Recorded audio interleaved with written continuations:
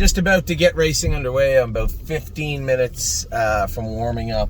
The first one, who's the first one? It's either Pickpocket or Remain Imagination. Not sure. I had a fantastic night's sleep last night.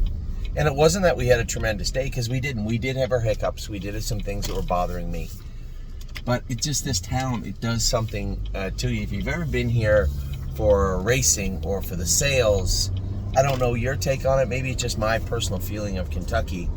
It's just a very different place. I don't know how to explain it. Anyway, I had 2 or 3 emails from people asking me for my thoughts on what took place yesterday. And I'm like, man, I just posted a video before I went to bed. I can't be 6 people. Every so often I'll get an email or a text message from somebody that just doesn't watch our videos, right? Either they don't know how to get on YouTube, or they aren't clients maybe. They just don't watch the videos. Whatever. It is what it is. I'm happy to explain. But I opened up, there's like 6. So I'm like, let's go. I opened my YouTube. It like crashed. It didn't load. So I went to reload it, and it just kept stalling. So I had to delete it and reload it. You guys should have it now, I suppose. Explaining what took place yesterday. Obviously for me, not just getting the horse in the Gold Cup, but allowing someone who lives in PEI, who does a good job, in Jason Hughes, to drive the horse was exhilarating. The people, the driving force behind those 2 horses being purchased were 2 cousins in Prince Edward Island who, oddly enough, have horses with Jason Hughes.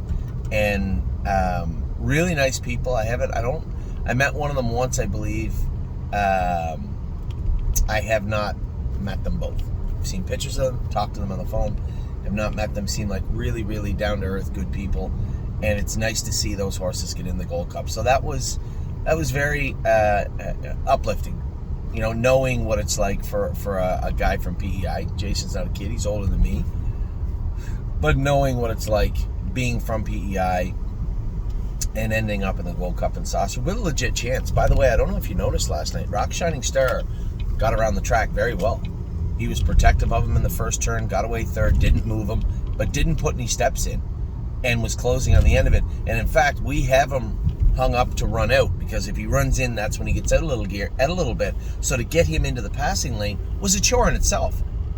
Really, the way we have him hung up is what cost him second. But he still has to be hung up that way. You just got to get him out in the flow. Now that we know that, first step, get him into the Gold Cup, then evaluate his race and decide, okay, what's best for him. There's a path to the winner's circle for Rock Shining Star. Make no mistake, this is a very, very good horse. It all depends on the draw also, right? How are we going to draw with our horses? So an exciting night in that regard, but so much going on.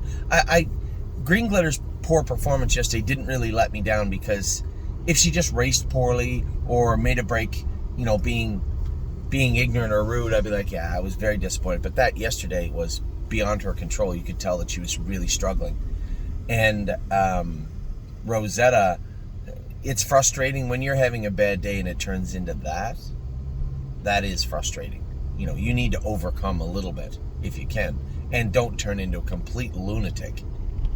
So yeah, that was frustrating in my regard. But if you go back and watch her 2 races previously, which followed another performance like yesterday, leads me to believe that it's 100% hormones, and we can deal with that. We can work with that.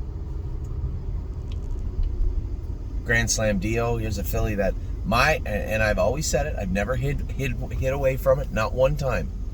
My top pick of the Lexington sale last year was Grand Slam Dio. Now, we picked up the good pacing colt, obviously, was racing today, Captain Incredible, and a number of other horses that I touted. But my number 1 pick of the whole sale was Grand Slam Dio. She has grown so much and filled out and got so smart. It is a treat. Now, she was really bad. Remember, this is the filly who tried to kick Scotty out of the jog cart in the open house day back in December. So she hasn't been a treat. But I've always liked her. I've always liked her grit and her determination. And yesterday she showed speed and the ability to carry it. And that is the first time that I've seen her do it in a very good way. Now you look at her line, the line itself is not ultra impressive for an expensive horse. 57, 30 seconds. Watch the race. Crossed over like that. What I liked about her, she crossed over quick and then just, now what? She was trotting on, but I didn't want to overstretch her. I was happy to let a couple of horses go. Got in a bad spot in the last turn, kind of had to sneak out in between. See how smart she was in heavy traffic? And then immediately when I showed her the inside, there was no hesitation, like she didn't know what to do. She dove down to the inside and trotted right through the wire. And it put it even further in perspective for everybody out there.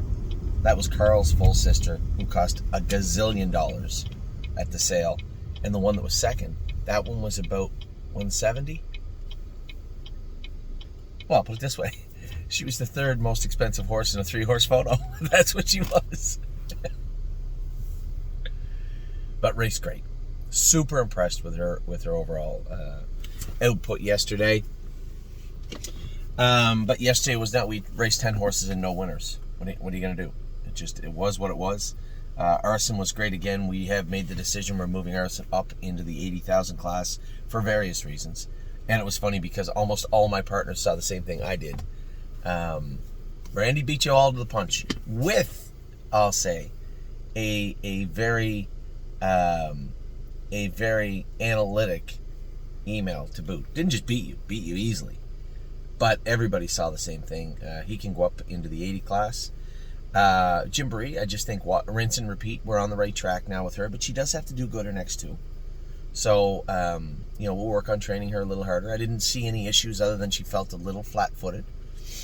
Grand Slam Deal was great. Atrant, I thought raced great. Dr. Ruckers decided he'd like to turn her out. She's done for the season. It's fine with me.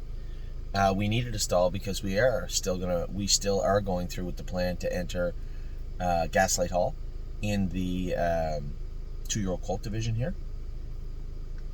What else do we got here? Grand Slam Dio, Atrant, Rosetta Green Glitter pitched. Not much you can do about that. Love and Affection was good. Chris did say to Jason that he was a little overly conservative coming off a break. There's nothing wrong with that. She'll do us lots of good, this filly, over the next little while.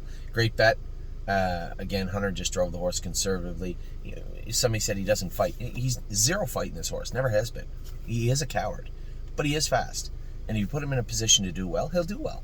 And there was nothing anybody could do about yesterday. There was a good group of horses, probably one of the most salty divisions of that particular race that I've seen maybe ever at Northfield, at least for quite a while.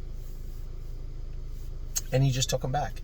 1, he's not going to win from behind. 2, he's not going to beat those horses. Yesterday was a training mile. There's not much you can do about it. Once in a while, those do come up.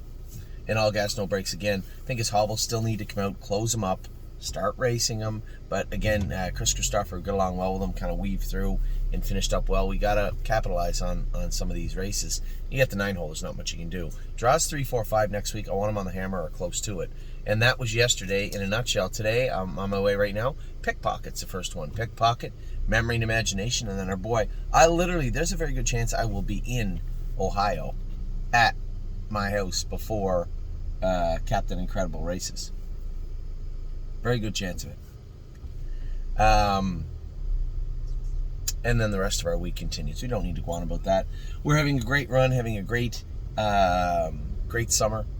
For those of you making your way to PEI next week, it should be exciting. I know Lee Drake and Kelly are working on putting together something. Now Friday, whether they like it or not, our owners are welcome at the reception on Friday. So if you own pieces of those horses, if you're a stable client, make your way to the reception on Friday. I won't be there. I am going to continue to put Ollie in his baseball first. I'm going to watch his baseball game Friday, his early game on Saturday, and then I'm going to fly to PEI right in time for supper, which means Maid Marian's for a steak sandwich. So with that, I'm going to let you guys go. I'm just pulling up to Eric's barn. It is a beautiful day here in Kentucky. I'm excited about what's about to take place. Hopefully going to have a good day, and I hope you are too. Take care.